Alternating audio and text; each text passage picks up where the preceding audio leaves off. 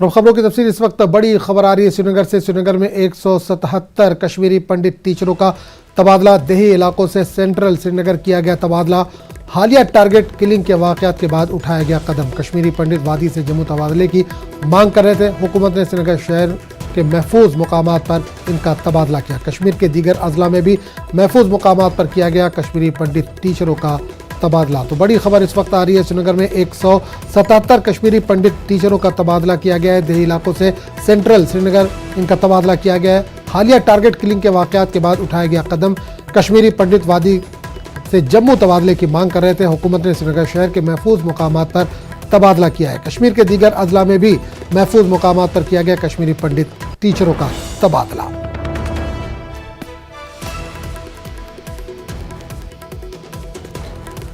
तो बड़ी खबर आ रही है इस वक्त कश्मीर से। श्रीनगर में 177 कश्मीरी पंडित टीचरों का तबादला। देही इलाकों से सेंट्रल श्रीनगर इनका तबादला किया गया। हालिया टारगेट किलिंग के वाकयात के बाद ये कदम उठाया गया है। कश्मीरी पंडित वादी से जम्मू तबादले की मांग कर रहे थे। हुकूमत ने श्रीनगर शहर के महफूज मुकामात पर तबादला किया है। कश्मीर के दीगर अजला में भी महफूज मुकामात पर किया गया कश्मीरी पंडित टीचरों का तबादला। और इस पूरे मामले पर बात करने के लिए हम सीधे रुख करेंगे श्रीनगर का, जहां हमारे नुमाइंदे परवेज इस वक्त सीधे तौर पर जुड़े हैं। परवेज, एक बड़ी खबर आ रही है कि श्रीनगर में 177 कश्मीरी पंडित जो टीचर थे उनका तबादला सेंट्रल श्रीनगर में किया गया है। हालांकि वो लोग मांग कर रहे थे कि उनका तबादला जम्मू किया जाए। क्या इस तबादले से वो खुश हैं, मुतमईन नजर आ रहे हैं? जी बिल्कुल आजम, इस वक्त की सबसे बड़ी खबर है ये। अगर हम देखें तो जो डिस्ट्रिक्ट एडमिनिस्ट्रेशन श्रीनगर है या फिर जो एजुकेशन डिपार्टमेंट है यहाँ पे, तो उन्होंने जो पीएम पैकेज के तहत यहाँ टीचर्स, माइग्रेंट टीचर्स यहाँ पे काम कर रहे थे, उनकी मास ट्रांसफर्स का ऑर्डर निकाला गया है। लेकिन जो with in Kashmir division, Kashmir province ये ऑर्डर्स हैं, जबकि मांग इन पंडित्स की थी कि इनको जम्मू ट्रांसफर कर दिया जाए। लेकिन फिलहाल के लिए सिक्योरिटी को देखते हुए इनको श्रीनगर की अगर हम बात करें तो श्रीनगर में जो सेफर मुकामात है वहां पे ट्रांसफर कर दिया गया है। अगर हम बात करें खास तौर पे जो डाउनटाउन का एरिया है वहां से जो टीचर्स हैं, या फिर बालहमा या चंदपुरा का जो एरिया है वहां पे जो पीएम पैकेज के तहत टीचर्स ड्यूटी पे जाते थे, उनको सिविल लाइंस एरिया में ट्रांसफर कर दिया गया है। कल रात को ही ये एजुकेशन डिपार्टमेंट की तरफ से ये ऑर्डर निकला था। और अगर हम बात करें बाकी डिस्ट्रिक्ट की, तो बाकी अजला में भी काफी जगह ऐसी ट्रांसफर्स देखने को मिल रही हैं, जहां पे जो फारफलंग एरियाज में जो टीचर्स पोस्टेड थे उनको डिस्ट्रिक्ट हेडक्वार्टर्स में पोस्ट कर दिया गया है। तो सिक्योरिटी के हवाले से देखें तो एक बहुत बड़ा इकदाम इसको माना जा सकता है। लेकिन ये भी देखना जरूरी है कि अगर हम राहुल भट्ट के मारे जाने की हम बात करें तो चाडोरा के तहसील ऑफिस में उनको मार दिया गया था, तो वो भी काफी सिक्योर एरिया था। तो इस वजह से लगता नहीं है कि इस इकदाम से जो पंडित पीएम पैकेज के एम्प्लॉइज जो हैं यहाँ पे वो ज्यादा कुछ मुतमईन नजर आ रहे हैं। रद्द-ए-अमल कुछ आया क्या टीचरों का? बिल्कुल, अभी ऑफिशियल रद्द-ए-अमल आना तो उनका बाकी है। लेकिन जो हमारी बात इन एम्प्लॉइज के साथ हुई तो तकरीबन 50-60% जो एम्प्लॉइज हैं वो यहाँ से कूच करके जम्मू रवाना हो गए हैं। अब जो बची कुछ फैमिलीज यहाँ पे हैं वो भी इसी तैयारी में है कि वो कब वापस जम्मू की तरफ वो अपना रुख करें। यहाँ पे हम बात करें तो लगातार उनकी मांग यही थी कि उन्हें यहाँ से निकाल के जम्मू ट्रांसफर किया जाए। ताहम जो विदिन जो ये कश्मीर प्रोविंस जो इनकी ट्रांसफर्स हुई हैं, फिलहाल के तौर पर हम बता सकते हैं कि एक राहत है इनके लिए। लेकिन जो इनकी मांगे थी कि इन्हें जम्मू ट्रांसफर कर दिया जाए, उस पर अमल नहीं हुआ है। क्योंकि कल जो मीटिंग हुई थी दिल्ली में, उसमें भी साफ कर दिया गया था कि काफी एक नेगेटिव मैसेज इससे जाएगा अगर इस तरह से मास ट्रांसफर्स यहाँ पे जो पीएम पैकेज के एम्प्लॉइज हैं इनकी वापस जम्मू की जाती है। तो जिस मकसद के लिए इनको लगाया गया था तो वो मकसद वो सर्व नहीं होगा फिर पूरी तरह से। तो इस बात को पूरी तरह से नकारा गया था कि इनकी जम्मू ट्रांसफर की जाए। लेकिन फिलहाल के तौर पर जो कार्रवाइयां शुरू कर दी गई हैं वो यही है कि सेफर लोकेशंस पे इनको ट्रांसफर कर दिया है। जैसे यहाँ पे श्रीनगर में सिविल लाइंस का जो एरिया है काफी सिक्योर एरिया माना जाता है, वहां पे ज्यादातर इनकी पोस्टिंग्स कर दी गई हैं। डाउनटाउन में मखसूसन जो काफी वोलेटाइल एरिया माना जाता है, जहां जिन पीएम पैकेज एम्प्लॉइज की वहां पे पोस्टिंग थी उनको वहां से हटा के अब यहाँ पे सिविल लाइंस एरिया में ट्रांसफर कर दिया गया है।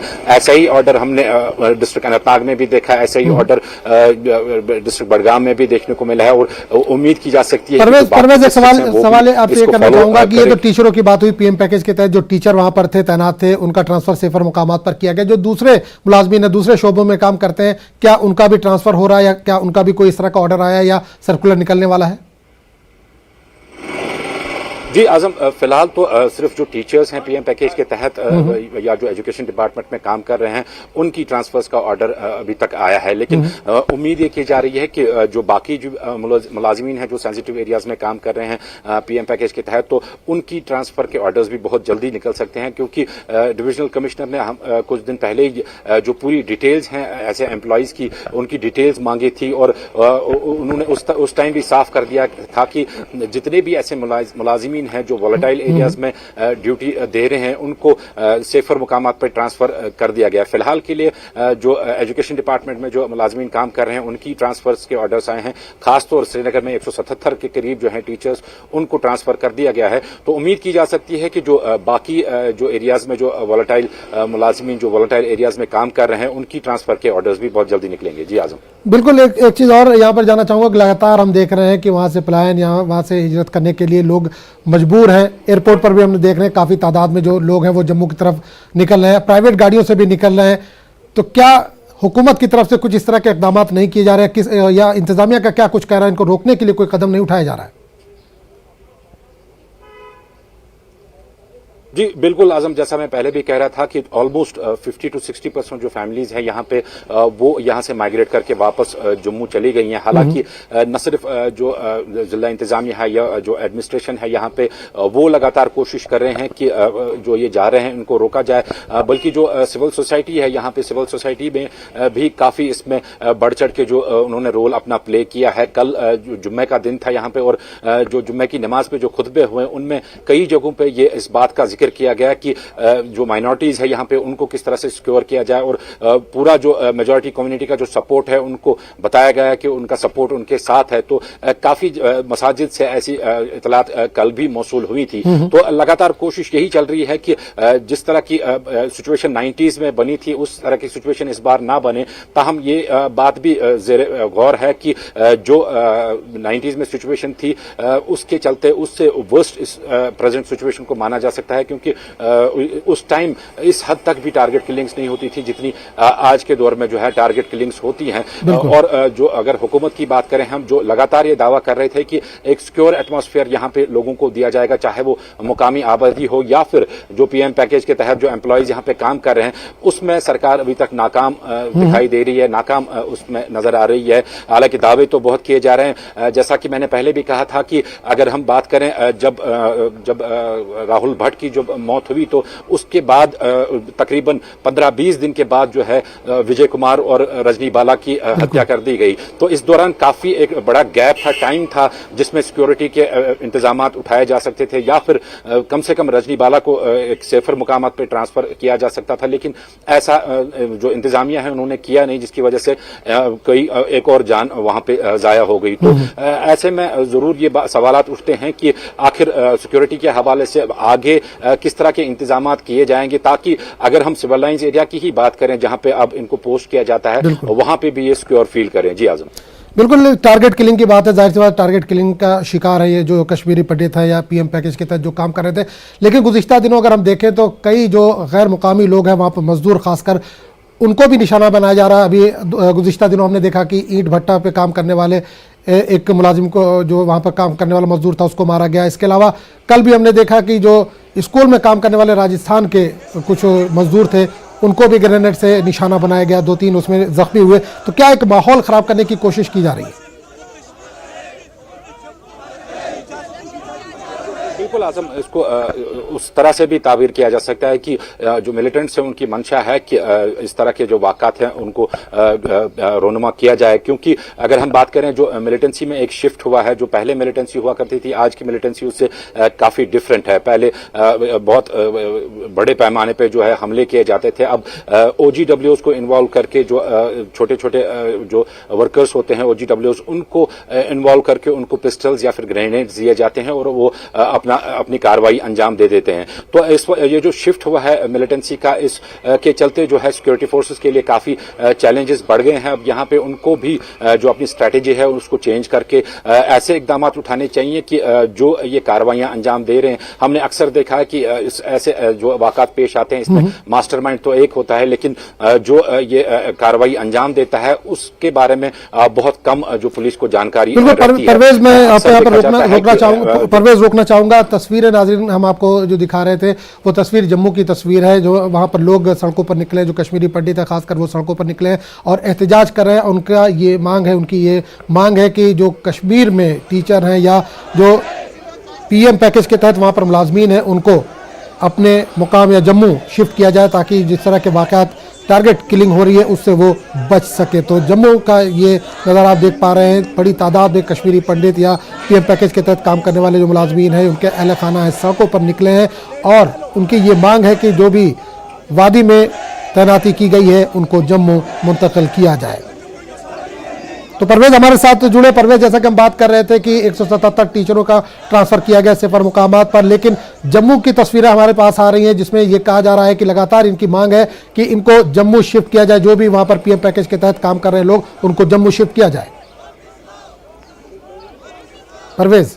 बिल्कुल आजम, जैसा मैं कह रहा था कि जो ये इकदाम उठाया गया है इससे मुतमईन नजर नहीं आ रहे हैं जो पीएम पैकेज के एम्प्लॉयज यहाँ पे काम कर रहे हैं। इस इकदाम से मुतमईन नजर नहीं आ रहे हैं, क्योंकि अगर हम 2019 की ही बात करें तो 2019 के बाद ही जो टारगेट किलिंग्स का है वो सिलसिला वो शुरू यहाँ पे हुआ, तो आज की डेट तक वो थमने का नाम नहीं ले रहा है। तो ऐसे में जो पीएम पैकेज के तहत यहाँ एम्प्लॉयज काम कर रहे हैं तो उन्होंने इससे पहले भी काफी सारे एहतजाज किए थे। जब सुपिंदर कौर को अपने स्कूल में मारा गया था तो उस टाइम भी लगातार एहतजाज किए गए थे कि उनको जम्मू ट्रांसफर किया जाए, लेकिन उस टाइम भी सरकार ने नहीं माना। तो आज बिल्कुल ये अड़े हैं इस बात पे कि इनकी ट्रांसफर जो है वो जम्मू की जाए, बल्कि तकरीबन 50-60% जो फैमिलीज हैं या जो एम्प्लॉयज यहाँ पे काम कर रहे हैं वो हाल फिलहाल के लिए जम्मू रवाना हो गए हैं और यहाँ पे अब चंद ही फैमिलीज बची हैं, चाहे हम शेखपुरा कैंप की बात करें या फिर वेसू कैंप की बात करें। दोनों जगहों से ऑलमोस्ट जो जितनी फैमिलीज हैं वो यहाँ से रवाना हो चुकी है। आजम, यहाँ पे ये बात भी काबिल गौर है, ये बात भी देखनी पड़ेगी कि इंसान की जान सबसे ज्यादा कीमती होती है और हर एक आदमी चाहता है कि वो पहले अपनी जान बचाए और नौकरी और रोजगार का मसला बाद में आ जाता है। तो ऐसा ही जो ये पंडित मुलाजमीन यहाँ पे काम कर रहे हैं इन्होंने भी ऐसा ही करके दिखाया है और यहाँ पे अपनी नौकरियों को दाव पे लगा के ये वापस जो है जम्मू रवाना हो गए हैं। तो ऐसे में सरकार की जिम्मेदारी बनती है कि इनके लिए ऐसे इकदाम उठाए जाएं ताकि इनकी जो जॉब है वो भी सलामत रहे और इनको एक सिक्योर एटमॉस्फेयर भी मिले। जी आजम, चलिए बहुत बहुत शुक्रिया परवेज इस तमाम जानकारी के लिए।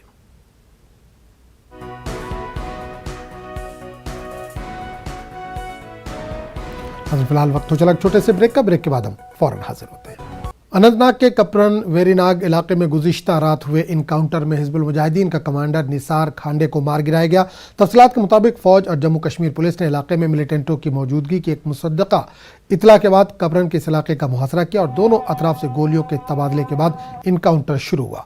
फोर्सेस को जाए वारदात से एक AK-47 राइफल बरामद हुई है, जबकि कुछ काबिल एतराज़ मवाद भी जब्त किया गया है। महलूक मिलिटेंट कमांडर 2018 से सरगर्म था और वो कई कार्रवाइयों में मतरूब था। पुलिस ने इस हलाकत को एक बड़ी कामयाबी करार दिया है।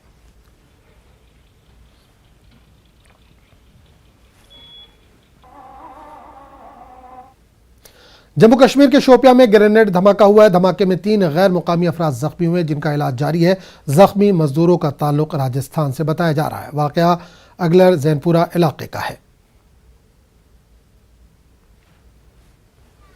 सर, हम लोग तो उधर खाना खाने बैठे थे, जब धमाका आया, जब जाके खाना छोड़ के फिर उठ के आए तो जब तक देखिए इधर बहुत हल्ला गुल्ला हो रहा था।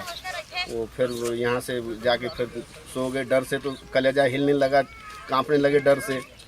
फिर उसके बाद जाके हम सो गए। फिर उसके बाद अब पुलिस आया, क्या आया मुझे पता नहीं। धमाका तो सर बहुत अच्छा 3-4 को लगा है, थोड़ा हल्का जख्म लगा है। 3-4 काम नहीं करेंगे। क्यों नहीं करेंगे सर? डर हो गया ना, फिर हो सकता है आगे इससे और ज़्यादा करे तो फिर हम लोग क्या करेंगे। कल नमाज जुमा के बाद कानपुर के कई इलाकों में तशद्दुद भड़क उठा। इस दौरान 2 फिरकों के लोगों के दरमियान पथराव देखा गया। सूरत हाल को देखते हुए तशद्दुद से मुतासर इलाकों में पुलिस की भारी नफरी को सूरत पर काबू पाने के लिए तैनात किया गया। इसके साथ ही पुलिस ने इस मामले में अब तक 3 FIR दर्ज करते हुए 18 लोगों को गिरफ्तार किया है। पुलिस के मुताबिक 40 अफराद की शिनाख्त कर ली गई है। खास बात यह है कि तशद्दुद के दौरान कानपुर में सदर जमहूरिया रामनाथ कोविंद, वज़ीर आज़म नरेंद्र मोदी और वज़ीर आला योगी आदित्यनाथ मौजूद थे। कल मुस्लिम कम्युनिटी के कुछ लोग कानपुर के परेड स्क्वायर पर बीजेपी तर्जुमान नूपुर शर्मा के खिलाफ एहतजाज में दुकानें बंद कराने की कोशिश कर रहे थे। इसकी मुखालफत में तशद्दुद भड़क उठा और बड़ी तादाद में लोग सड़क पर जमा हो गए। इस पर काबू पाने के लिए कई थानों की फोर्स को बुलाया गया। पुलिस कमिश्नर का कहना है कि अब सूरत हाल मामूल पर है। कानपुर पुलिस कमिश्नर का कहना है कि जिन लोगों को गिरफ्तार किया गया इनके खिलाफ गैंगस्टर एक्ट के तहत कार्रवाई होगी। अभी स्थिति सामान्य है और पूरी रात्रि पुलिस की टीमें गश्त और भ्रमण करती रही। सभी जगह पर फोर्स तैनात है। सामान्य रूप से ट्रैफिक चल रहा है, दुकानें खुल रही हैं, सामान्य जनजीवन है। 3 FIR हैं पंजीकृत कराई है, जिसमें अभी तक 36 लोगों को आइडेंटिफाई किया गया है। अभी भी जो हमारे पास टीवी फुटेज और फोटोग्राफ्स हैं उससे अन्य लोगों को आइडेंटिफाई किया जा रहा है और इसमें लगातार दबिशें देकर अरेस्टिंग के प्रयास किए जा रहे हैं। जल्दी ही सभी जितने भी जो साजिश करता थे और जो मौके पे थे इनके खिलाफ सख्त कार्रवाई की जाएगी, अरेस्ट किया जाएगा। इसमें ना सिर्फ इनको अरेस्ट किया जाएगा, इनके खिलाफ गैंगस्टर एक्ट के तहत कार्रवाई की जाएगी और इनका जो प्रॉपर्टी जब्तीकरण है वो किया जाएगा। NSA के तहत कार्रवाई की जाएगी ताकि कोई भी जो ये लोग हैं जिन्होंने माहौल ख़राब करने का प्रयास किया इनके खिलाफ सख्त से सख्त कार्रवाई। और तशद्दुद के हवाले से कानपुर के शहर काजी अब्दुल कुद्दूस हादी ने न्यूज़ 18 उर्दू से खास बातचीत की। उन्होंने कहा कि अगर एक तरफा कार्रवाई होती है तो यह अफसोसनाक होगा।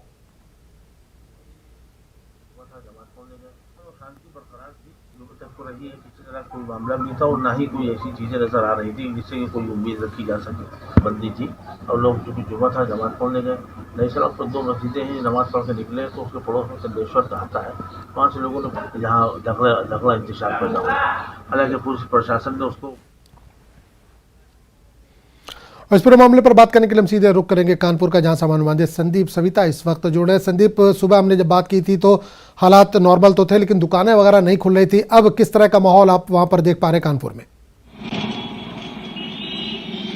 देखिए आजम, जिस तरह से हालात सुबह थे उस तरह के हालात अभी भी हैं। अभी भी बाजारें यहाँ पर बंद हैं। नई सड़क, यतीम खाना और पूरा जो दादा मियाँ चौराहा, बेकनगंज पूरा बंद है। जिस तरह से आप यहाँ देख सकते हैं, मैं उसी जगह पर अभी मौजूद हूँ जो चंदेश्वर हाता है। मैं उसी के ठीक सामने हूँ जहाँ से पथराव हुआ था।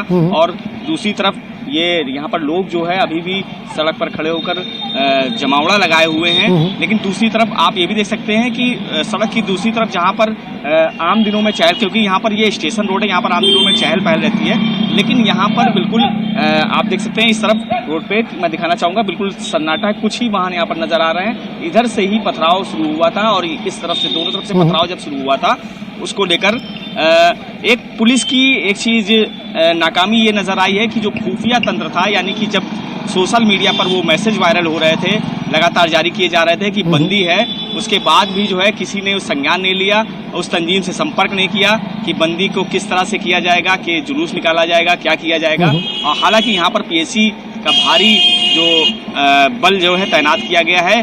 लगातार यहाँ पर जो है पैदल मार्च और वाहनों से जो पुलिस मार्च कर रही है, PSC गलियों में जा रही है। जिस तरह से कल जब घटना हुई है, घटना के तकरीबन 4 घंटे तक जब रोड से लोगों को हटा दिया गया तो गलियों से लगातार रुक रुक कर पथराव होता रहा। और अभी जो शहर काजी ने जो एक अभी बयान जो जारी किया है, उनका साफ तौर से कहना है कि अब तक की जो 18 गिरफ्तारियां हुई हैं, उनके कुछ लोग मिलने उनसे आए हैं, कुछ लोगों के फोन्स आए हैं, फोन कॉल आई हैं कि जो गिरफ्तारियां हुई हैं वो नाजायज हुई। तो उनका साफ तौर से कहना है कि जो दोषी हैं उन पर तो कार्रवाई हो, लेकिन बेगुनाह लोगों को ना फंसाया जाए। उनका कहना है कि अगर संदीप, ये भी खबर आ रही है, कुछ लोगों का इल्जाम है कि एक तरफा कार्रवाई, पथराव दोनों तरफ से हुआ था लेकिन कार्रवाई जो हो रही है वो एक तरफा हो रही है।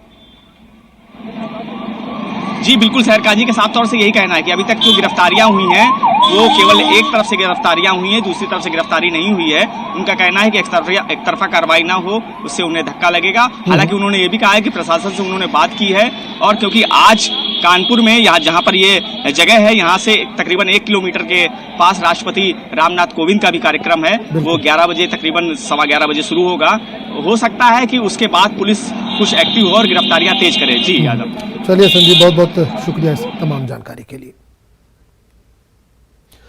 कुछ दाएं बाजू की हिंदू तंजीमों की तरफ से आज जामा मस्जिद में पूजा करने की कॉल देने के बाद कर्नाटक के मंडिया जिले के श्रीरंगापटन में 3 जून की शाम से 5 जून की सुबह तक इम्तनाई अहकामात नाफिज कर दिए गए हैं। इनका दावा है कि मस्जिद हनुमान मंदिर को मुनहदिम करने के बाद बनाई गई थी। हिंदू तंजीमों के कॉल के बाद श्रीरंगापट्टनम में जामा मस्जिद के इलाके समेत शहर के हसास इलाकों में सिक्योरिटी में इजाफा कर दिया गया है। 500 से ज्यादा पुलिस एहलकार तैनात किए गए हैं। 4 चेक पोस्टें लगाई गई हैं। एसपी एन यतेश की मौजूदगी में आज सुबह यहां मार्च भी निकाला गया।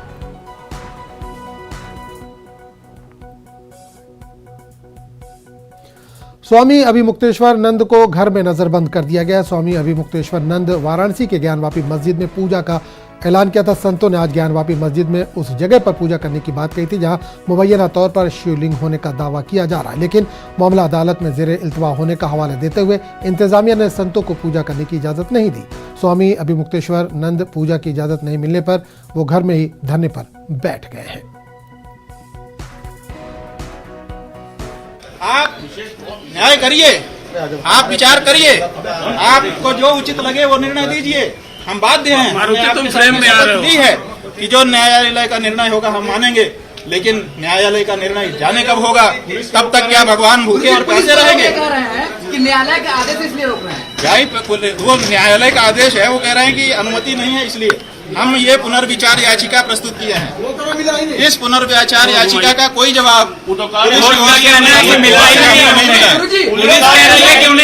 मिला ही नहीं। आपको हम मोबाइल लाओ हमारा, हमने कमिश्नर साहब को स्वयं अपने मोबाइल से ये याचिका रात को भेजी है। हमने परमिशन के लिए जो याचिका दी थी उसको निरस्त कल किया गया था। उसके बाद हमने ये पुनर्विचार याचिका दी, इसका कोई जवाब हमको नहीं मिला। क्या करेंगे? अब हमने इसमें ये कहा है कि भगवान विश्वनाथ का पूजा पाने का, वहाँ पर जो प्रकट मूर्ति है उसका पूजा पाने का अधिकार है, उसको कैसे सस्पेंड आप कर सकते हैं?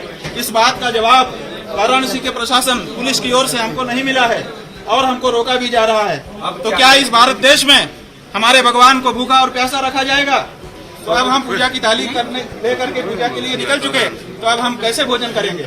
हम तभी भोजन कर सकते हैं जब हमारी पूजा भगवान को समर्पित हो जाए। तो हम यहाँ पर बैठ रहे हैं और इस पत्र को हमारे SHO साहब को हम समर्पित कर रहे हैं। ये इसको आगे बढ़ाएं, क्योंकि ये कह रहे हैं हमको मिला नहीं, और इसका जवाब हमको प्राप्त कराएं, उसके बाद आगे की कार्रवाई होगी।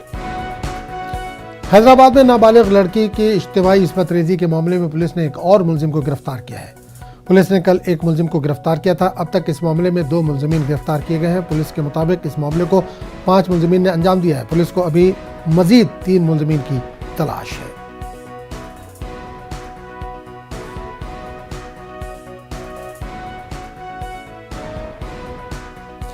कौमी कमीशन बराए तहफ़्फ़ुज़ हुकूक़ अतफ़ाल की चेयरपर्सन प्रियांक कांगो ने हैदराबाद इस्मत रेजी मामले में उस पब पर कार्रवाई का मुतालबा किया जहां मुतासिरा गई थी। इस मामले में शिकायत मिली है। हमने वहाँ के डिस्ट्रिक्ट एडमिनिस्ट्रेशन को संपर्क साधने की कोशिश की है। हम वहाँ नोटिस कर रहे हैं और इसकी एक पूरी डिटेल्ड एक्शन टेकन रिपोर्ट मंगाएंगे। इसमें कई पहलू हैं जिन पे जांच होना चाहिए, जैसे कैसे पब ने नाबालिगों को अलाउ किया, कैसे उनको नशेली चीज़ों का सेवन करने दिया गया और उसके बाद के जो सर्कमस्टेंसेस रहे, उन सभी पहलुओं पर आयोग जांच करेगा और निश्चित रूप से इसमें जो लोग भी दोषी हैं उनको सजा मिलना सुनिश्चित हो, ये तय करने का काम आयोग करेगा। देखिए, हमको प्राइमा फेसिया जो पता चला है उसमें पुलिस ने FIR में कुछ देरी की, कुछ ढील बढ़ती, ऐसा भी आरोप लगाया गया है। इसलिए हमने एक डिटेल्ड एक्शन टेकन रिपोर्ट जो है वो डिस्ट्रिक्ट एडमिनिस्ट्रेशन से मांगी है। देखिए, पुलिस को ज़्यादा अच्छी ट्रेनिंग्स की ज़रूरत है और समाज में संवेदनशीलता के निर्माण की ज़रूरत है, तो आयोग कई सारे पहलुओं पे, कई सारे तरीकों से इन दोनों विषयों पर काम कर रहा है।